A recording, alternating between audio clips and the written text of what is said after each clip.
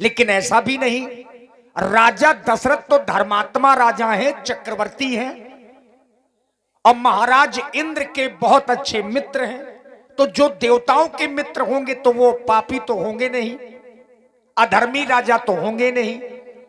राजा दशरथ एक धर्मात्मा हैं और संतान नहीं हो रही, और पूरे 3 विवाह किए, तो कोई ना कोई कारण ही होगा। जब आचार्यों ने खोज की, विद्वानों ने खोज की, आखिर ऐसा कैसे हो रहा है, तो विद्वानों की खोज में महाराज रावण निकले। रावण भी बहुत बड़ा विद्वान है और उसने ना मरने का पूरा प्रयास किया हुआ है। जितने प्रयत्न थे उसने लगा लिए कि मेरी कभी मृत्यु ना हो। ब्रह्मा जी की तपस्या की रावण ने। जब ब्रह्मा जी सामने आए तो रावण ने ब्रह्मा जी से एक प्रश्न पूछा कि हे ब्रह्मा जी, मेरी मृत्यु किसके द्वारा होगी? तो ब्रह्मा जी ने कहा, तुम्हारी मृत्यु तो दशरथ के पुत्र के द्वारा होगी। तो रावण चिंतित हो गया। उसने कहा, नहीं, अगर आप मेरी तपस्या से प्रसन्न हैं तो मुझे ऐसा वरदान दीजिए कि दशरथ शुक्र संभूत कोई पुत्र ही ना हो। जब राजा दशरथ के शुक्र संभूत कोई पुत्र ही नहीं होंगे तो भला मेरी मृत्यु कैसे होगी? ऐसा सोचकर के महाराज रावण ने वरदान मांगा। अब ब्रह्मा जी ने एवमस्तु कह दिया। अब विधि का लिखा भला को में तनहारा। अगर ब्रह्मा जी ने कह दिया है कि दशरथ के शुक्र संभूत कोई पुत्र नहीं होगा तो नहीं होगा। कभी कभी दिया गया श्राप व्यक्ति के जीवन में वरदान का काम कर जाता है। श्रवण कुमार के अंधे माता पिता ने दशरथ जी को श्राप दिया है कि जिस तरह से पुत्र वियोग में हमारे प्राण निकल रहे हैं, तो राजा दशरथ एक दिन यही समय आएगा और आपके भी प्राण पुत्र वियोग में निकलेंगे।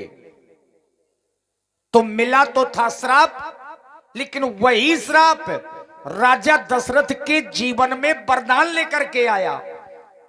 चूंकि पुत्र वियोग में प्राण तो तब निकलेंगे जब पुत्र होंगे, और यहां रावण ने वरदान मांग लिया ब्रह्मा जी से कि शुक्र संभूत कोई पुत्र नहीं होने चाहिए। तो शुक्र संभूत पुत्र नहीं होंगे, यह सच्चाई है।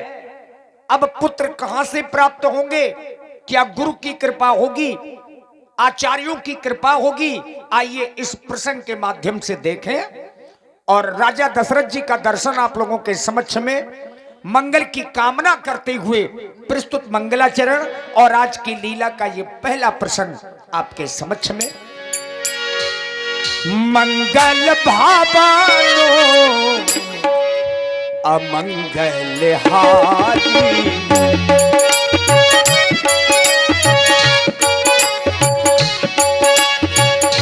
मंगल भावानो अमंगल हारी, प्रभु सुदर्शन अजिरो बिहारी।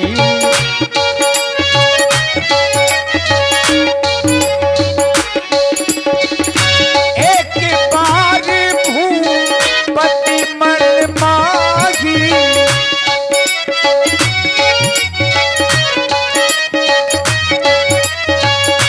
एक बार भूपति मन माही, भय लाली को देशो के नाही।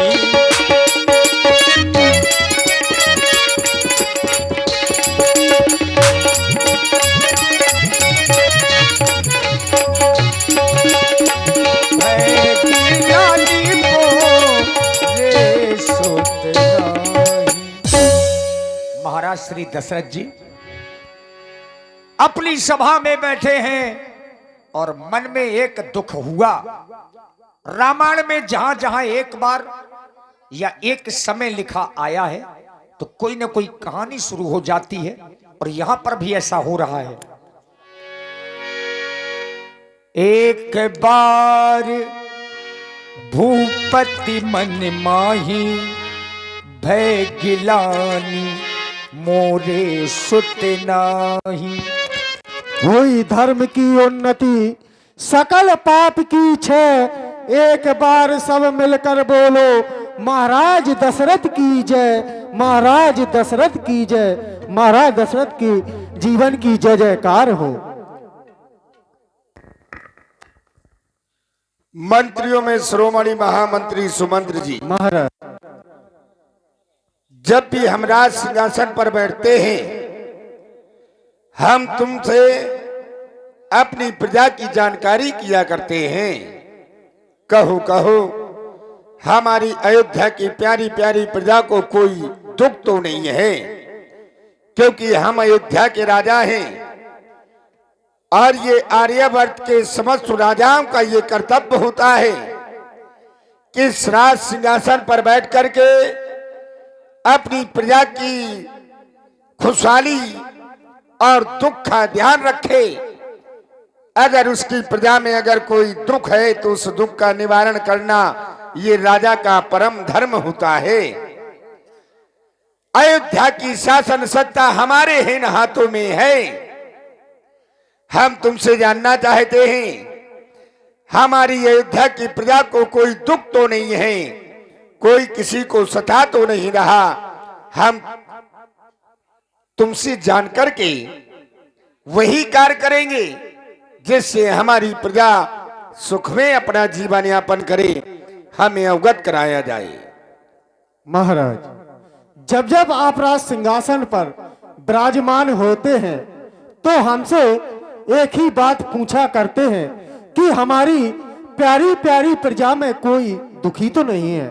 महाराज, आपकी प्रजा में कोई दुखी नहीं है। सुरपति बसाए बाह्य बल जाके जो देवताओं का राजा इंद्र आपकी भुजाओं के बल पर राज करता हो, ऐसी प्रजा में कोई दुखी रह सकता है? नहीं।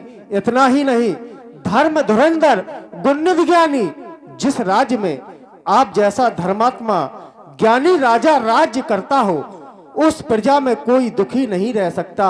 इतना ही नहीं महाराज, अयोध्या के हर घर में है दूध पूत की आवाजानी, सिंह और अजा पीते एक घाट पानी।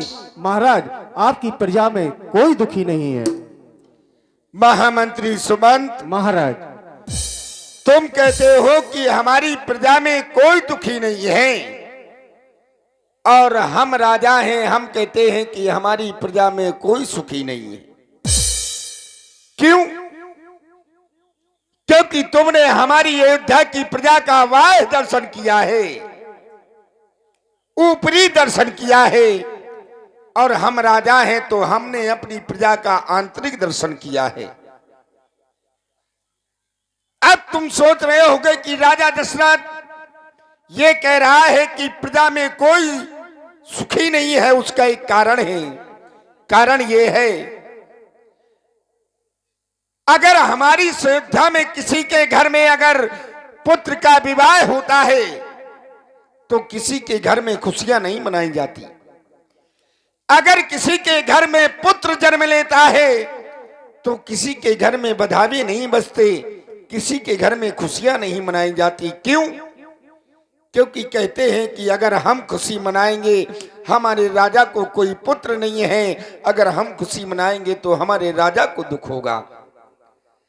आज हमारे कारण हमारी अयोध्या की प्यारी प्यारी प्रजा दुख में जीवन यापन कर रही है, अपनी खुशी नहीं मना रही है। ये वाह खुशी का दर्शन वो करती है कि कहीं हमारे राजा को ये दुख ना हो कि हम प्रसन्न नहीं हैं। एक सिद्धांत है कि जासु राज प्रिय प्रजा दुखारी, सो नृप अवश्य नरक अत्कारी। जिस राजा के राज की प्रजा को अगर दुख होता है तो उस राजा को नरक में जाना पड़ता है। तो क्या आज राजा दशरथ को नरक में जाना पड़ेगा? क्योंकि मेरी अयोध्या की प्रजा सुखी नहीं है। क्यों? क्योंकि मेरे कोई पुत्र नहीं है। ये अपार दुख हमें सताए जा रहा है। मानो ऐसा लग रहा है किसी ने हमारे शीश पर कोई बहुत बड़ा भार सा रख दिया हो। आज हमारे मन मानस में वेदना उत्पन्न हो रही है। महामंत्री सुमंत, आज हमारे हृदय में बहुत बड़ी गिलानी हो रही है। एक बार गिलानी और हुई थी हमें, कब? देवताओं के राजा इंद्र मेरे बहुत अच्छे मित्र हैं। मैं प्रतिदिन देवलोक जाता था और जिस समय इंद्रलोक पहुंचता था तो देवराज इंद्र मुझे अपने बगल में बैठने के लिए आसन दिया करते थे। एक दिन मेरी महारानी कैकेयी ने कहा कि महाराज दशरथ, देवराज इंद्र आपके बहुत अच्छे मित्र हैं, आप उससे कोई ऐसी वस्तु लेकर के आना जिसे मैं अपने पास पहचान के रूप में रख सकूं। मैंने कहा ठीक है महारानी कैकेयी। मैं प्रतिदिन की भांति देवलोक पहुंचा। इंद्र ने मुझे देखा तो अपने बगल में बिठा लिया। सभा प्रारंभ हुई, सभा समाप्त हो गई।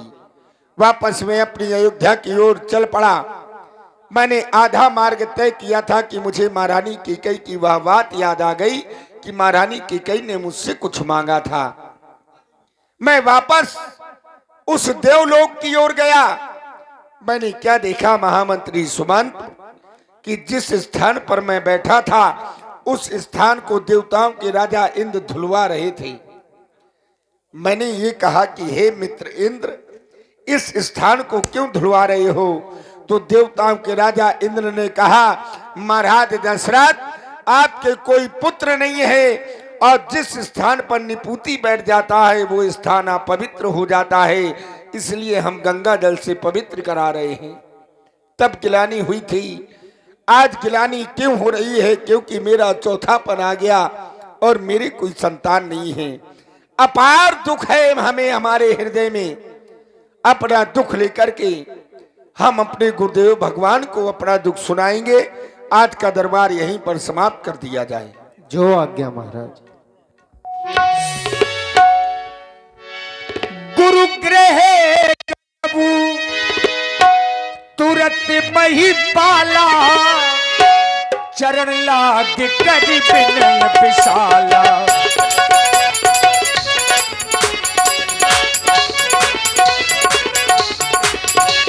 गुरु गृह गयबू तुरंत मही पाला, गुरु गृह गयबू तुरंत मही पाला, चरण लाग कर बिनय विशाला।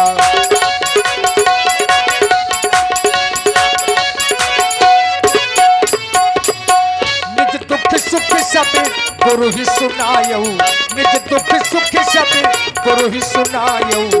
कहीं वशिष्ठ बहु विधि समुझायऊ, कहीं वशिष्ठ बहु विधि समुझायऊ।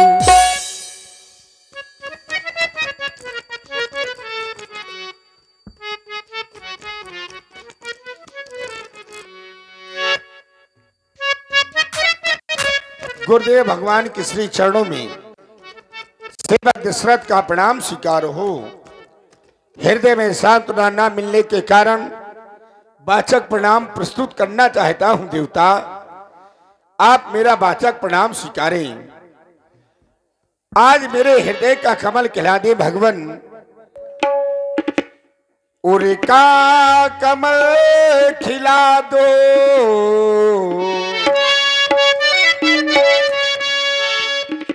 हे देवता।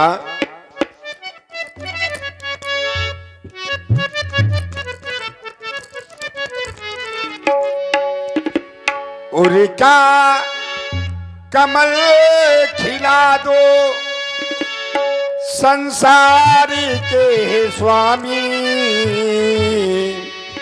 करता प्रणाम तुमको, गुरुदेव को नमामि।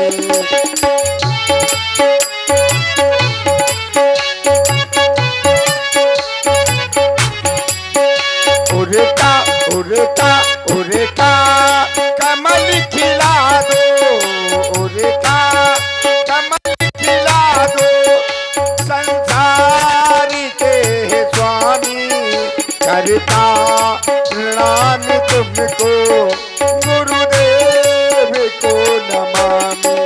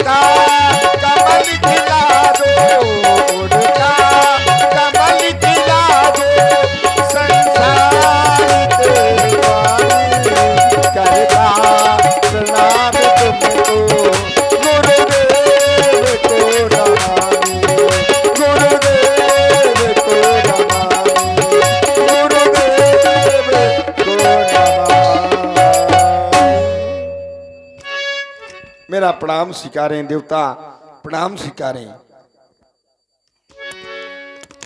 राजन, तुम्हारे द्वारा प्रणाम किया गया, तुम्हारे लिए सुंदर आशीर्वाद।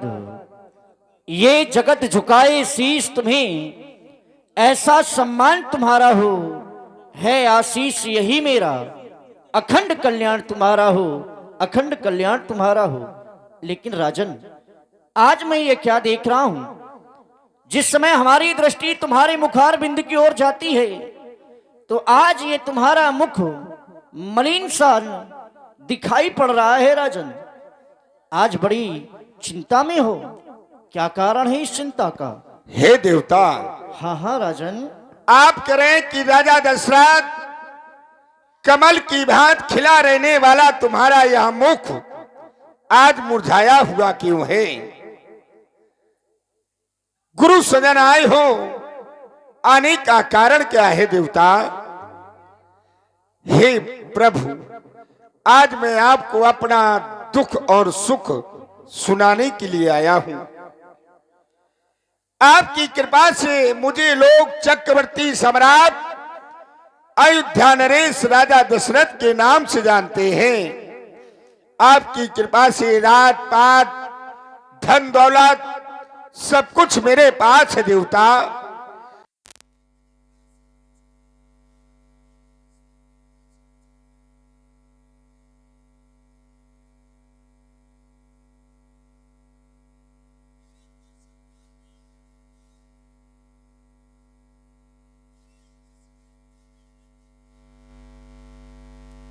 पैदा नहीं हुआ, कोई अपने मुख से मुझे पिताश्री कहने वाला अभी तक कोई एक पुत्र पैदा नहीं हुआ। कोई मेरी महारानियों को अपने मुख से मां कहने वाला अभी तक कोई पुत्र पैदा नहीं हुआ।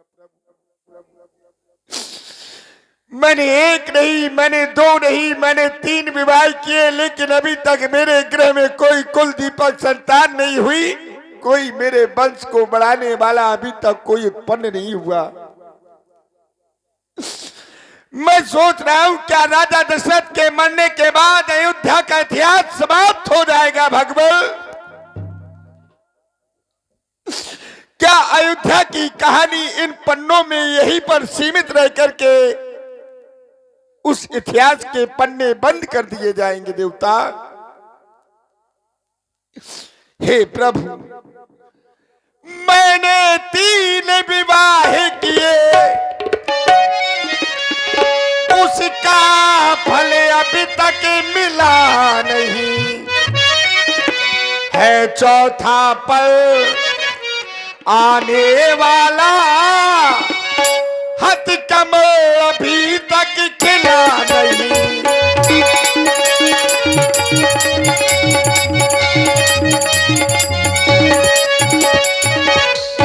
वो मेघ कहाँ शोभा पाता,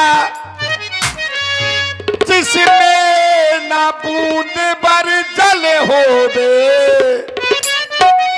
वो वृक्ष कहाँ शोभा पाता, जिसमें न एक भी फल होवे।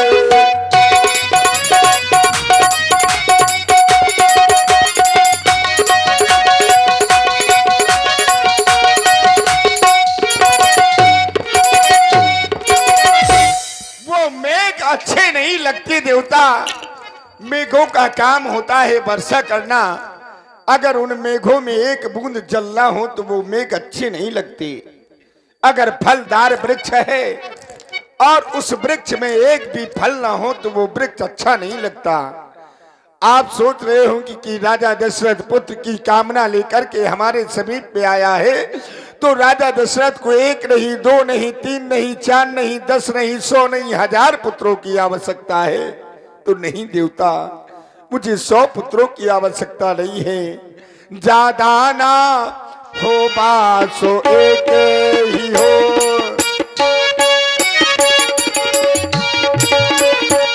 ज्यादा ना हो बासो एक ही हो, जो वंशो बढ़ाने वाला हो।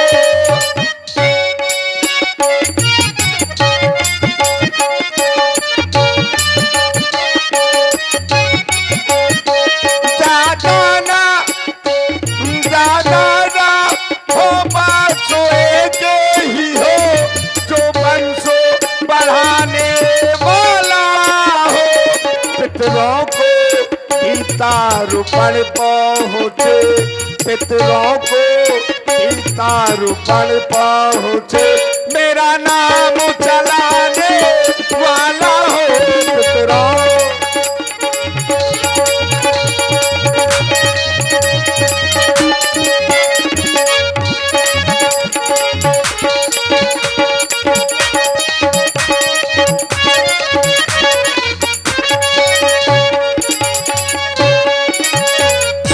क्योंकि कहा जाता है देवता बिना पुत्र नहीं नरगति पावे, वेद पुराण शास्त्र गावे, व्यक्ति को बिना पुत्र के नरगति प्राप्त नहीं होती देवता। बस आप मेरे इस दुख का निवारण करें देवता, निवारण करें। यही दुख आपके समीप में लेके आया हूं प्रभु। राजन, मैंने तुमसे तुम्हारी चिंता का कारण पूछा। तुम्हारे द्वारा बताया गया कि मेरे एक भी पुत्र नहीं हो रहे। तुम्हारे द्वारा कहा गया वह वृक्ष शोभायमान नहीं है जिस वृक्ष में फल ना हो। वृक्ष फलदार हो और वृक्ष में फल ना हो तो वह वृक्ष कभी शोभा नहीं पाता, सत्य है। लेकिन राजन, विचार करने वाली बात तो यह है, अगर वृक्ष फलदार है और वृक्ष में फल नहीं हो रहे हैं तो कहीं ना कहीं राजन वृक्ष में कमी है। वृक्ष फलदार है और वृक्ष में फल नहीं हो रहे तो राजन कमी वृक्ष में है, और इसका निवारण तो वृक्ष का जो मालिक होता है वह करता है। विचार करने लगा, तुम्हारे द्वारा कहा गया कि ज्यादा ना हो, 2 नहीं, 3 नहीं, 4 नहीं, 10 नहीं, 100 नहीं, 1000 नहीं। मुझे इन इतने पुत्रों की आवश्यकता नहीं है, आवश्यकता केवल एक पुत्र की है। ज्यादा ना हो, बस केवल एक ही पुत्र हो जाए। विचार कर रहा हूं राजन, रानियां हैं 3, रानियां हैं 3। विचार करके आए हो तुम एक पुत्र की, तो यह भी विचार किया होगा कि राजन किस रानी से पुत्र की कामना है तुम्हें। विचार है कि रानियां 3, पुत्र की इच्छा 1। यदि राजन की बात को मानकर कि यदि मेरे द्वारा एक पुत्र दे दिया गया तो ये अन्याय होगा, अधर्म होगा। तो राजन, तुम्हारे द्वारा पुत्रों की कामना है तो धरहु धीर हुई है शुद्धचारी। जय हो गुरुदेव। 4 का है? 4 होंगे, या तो 2-2 देव या फिर 1-1 देव। देखो रानियां है 3 तो 3 ही देव ना। और राजा दशरथ को भी तो पुत्र चाहिए। तब उनको थोड़ा हो जाएंगे। अरे उनको नहीं होगा तो एक इनके लिए भी तो होना चाहिए। अगर 3 रानियां है, 3 माताएं के पास रहेंगे तो फिर पिता के पास कौन रहेगा? कोई ना कोई कारण होगा, चूंकि आप ब्रह्मा जी के पुत्र हैं और साधारण आप 4 की बात नहीं कर सकते हैं। अगर आपने 4 कहा है तो कोई ना कोई कारण होगा अवश्य। अरे कोई कारण होगा जी। धरहु धीर हुई है शुद्धचारी, और ऐसे वैसे पुत्र नहीं होंगे। त्रिभुवन विदित भगत भयहारी। अब तीनों लोकों में विख्यात भक्तों के भय को कौन दूर करता है भैया जी? इनके सामने थोड़ा ना कहेंगे कि अंशों के सहित आएंगे। वाह, यही बात। तो अब इनके सामने थोड़ी ना कह दें। अब आप समझदार हो, सबको थोड़ा ना बता दिया जाए। कुछ बातें ऐसी होती हैं गुप्त रूप में, तो उनको रहने दिया जाए। तो आप धीरज को धारण करें। पुत्र की कामना है एक की, तो तुम्हारे एक पुत्र नहीं 4-4 पुत्र होंगे। तुम्हें एक कार्य करना होगा। तुम्हें ब्रह्मांडक ऋषि के पुत्र सिंगी ऋषि जो रोमपाद जी के यहाँ रहते हैं, वो तुम्हारे मान भी लगते हैं। आप उन्हें बुलवाएं, उनके द्वारा पुत्र यष्टि यज्ञ करवाया जाएगा, और जिससे तुम्हें पुत्रों की प्राप्ति होगी। राज सेवक ब्रह्मांडक ऋषि जी के पुत्र सिंगी ऋषि जी को अतिशीघ्र लेकर के आओ। कह देना कि तुम्हें गुरु बाबा वशिष्ठ जी ने अतिशीघ्र बुलाया है। एक रोज का है किस्सा सरयू